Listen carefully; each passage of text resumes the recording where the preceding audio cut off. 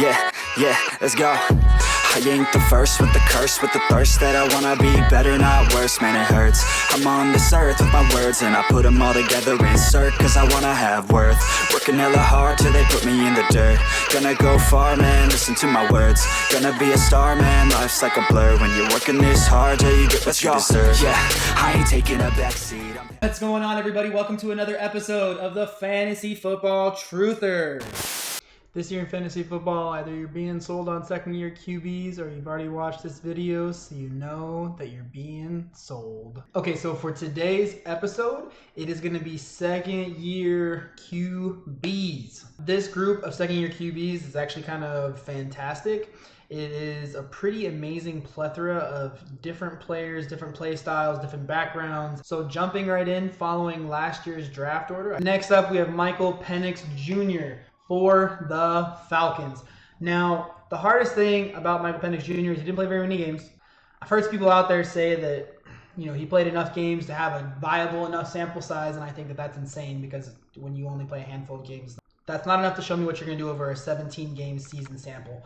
What I can say is the games that he did play last year on tape, on stats too, even though they weren't super gaudy, I did like his production. I did like the fact that he was able to target Drake London. I did like the fact that I felt like either Bijan just came on at the end on tape, or it was the reality that a good enough quarterback to find people consistently, throw on time, and isn't going to turn the ball over consistently. I do think it set up the run game for that team more. So going into this season, like I said, watching the tape, looking again, because I've watched quite a bit of him when he played for Washington, I do like the talent that is Michael Penix Jr. My biggest concerns for Michael Penix Jr. is one, he plays for the Falcons, and two, he has a tendency to get injured. So best case scenario, I think Michael Penix Jr. ends up somewhere around it's one of those weird things, maybe like quarterback 15, 16. I feel like the focus of this team is Bijan. Get the ball to Bijan Robinson, which I understand. On the flip side, they have Drake London, they have Darnell Mooney. They say that they want to get them more involved Darnell Mooney specifically, into the passing game. So it really kind of comes down to what is the focus centered around this year. This could be one of the worst takes I make the entire offseason before fantasy starts, and I could rue the day that I have to watch this clip back for myself next year or whenever. Michael Penix Jr. has the potential to, I guess, again, best case scenario is he could be a top 10 guy. Worst case scenario, he's QB 20, QB 22, QB 24, and he's way down the list. For me personally, he is somebody that I think the more realistic outcome is like QB 16 to 18. That's probably where I see him. I would rather take the likes of like Bijan or Drake London or Darnell Mooney. I won't be taking Kyle Pitts. No, never again. I would be more likely to want to take his weapons than actually take him, just based on I think their production will outweigh the benefits that you're getting from drafting another QB who I think is going to ball out next year. Michael Penix Jr. is going as QB 23. I think that's about right. I think that's about where he's going to finish. I don't really have much more for Michael Penix. Not too high and not too low. So next on the list is J.J. McCarthy. There's not much to really say about J.J. McCarthy because we didn't really get to see him play. I wasn't impressed with him at Michigan. I know some people were, but I was not. I don't really have too much to add. The only things that you can really say about him is that he's playing for the Vikings.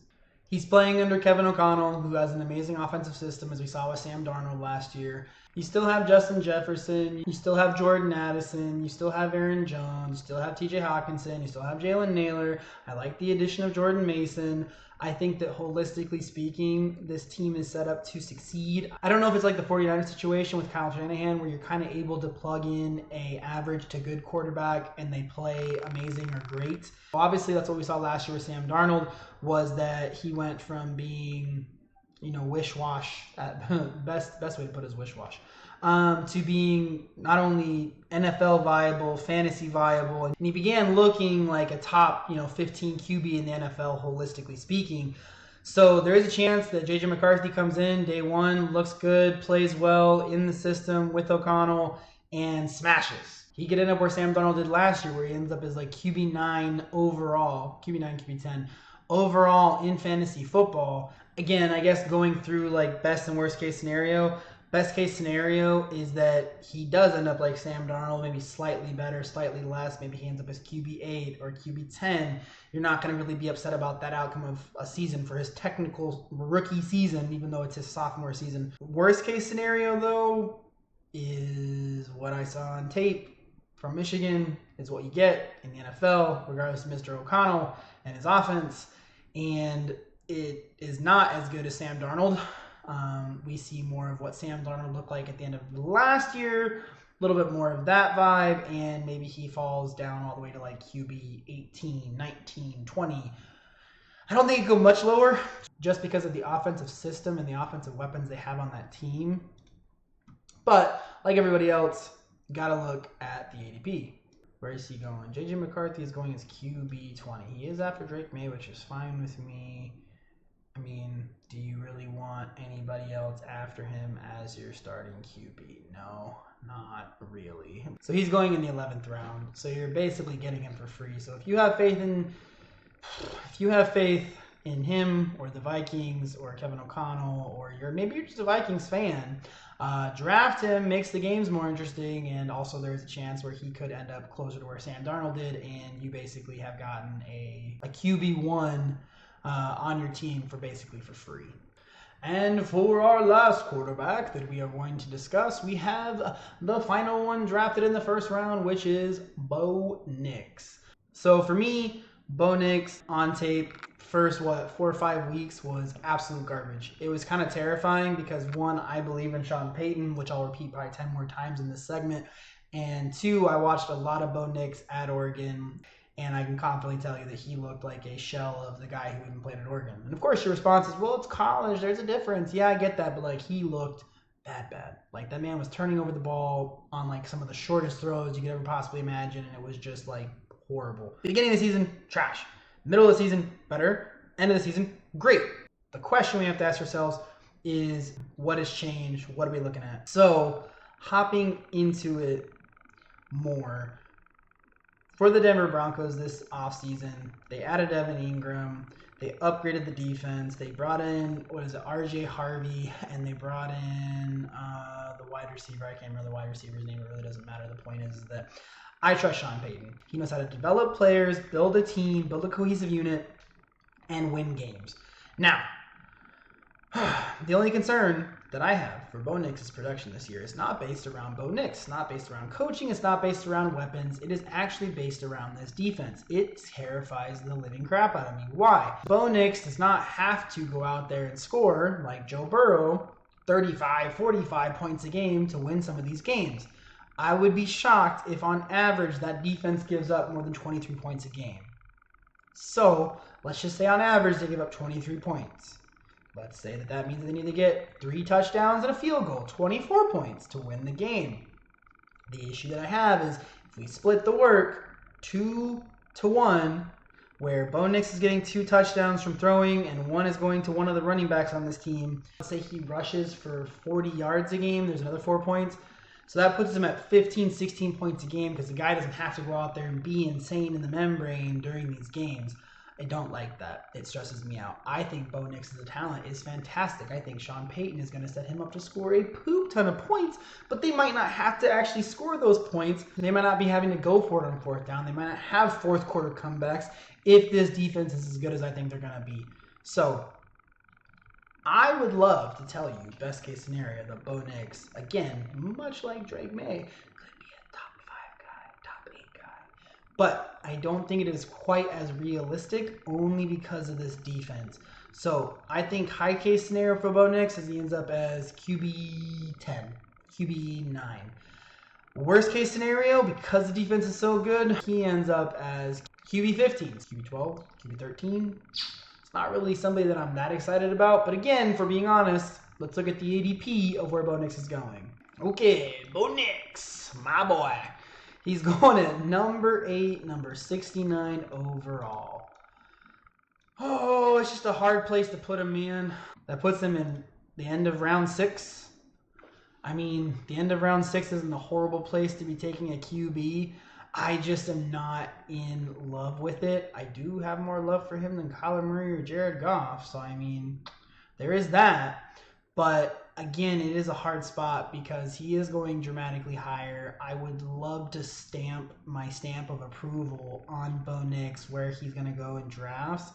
But realistically speaking, there is such a viable path for the negative worst case scenario to happen in this situation than there is the best case scenario. If Bo Nix was going, so if you're drafting, if he falls to like QB 11, QB 12, smash. Why?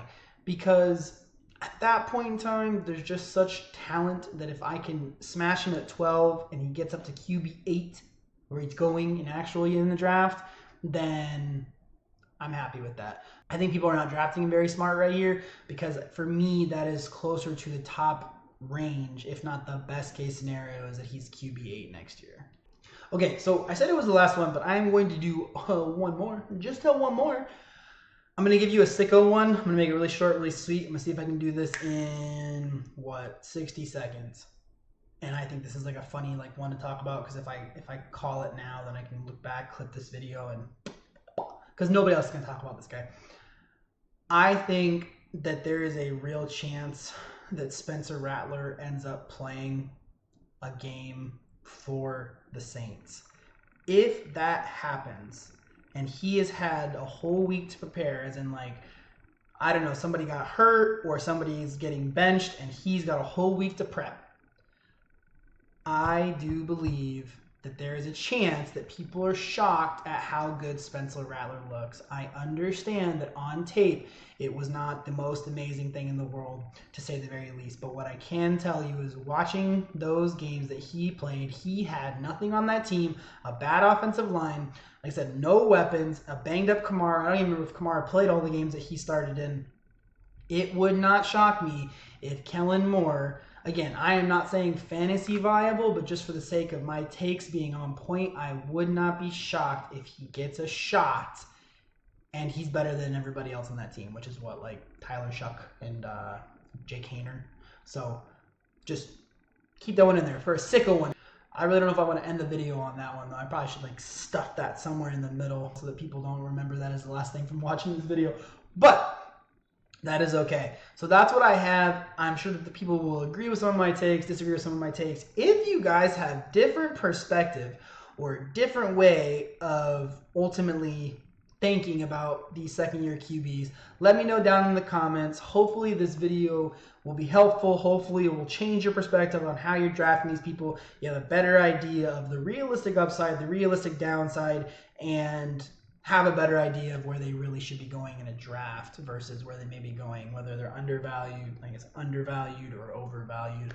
I'll see you guys real soon. No, hopefully you guys will see me real soon. Have a blessed day, everybody. Bye.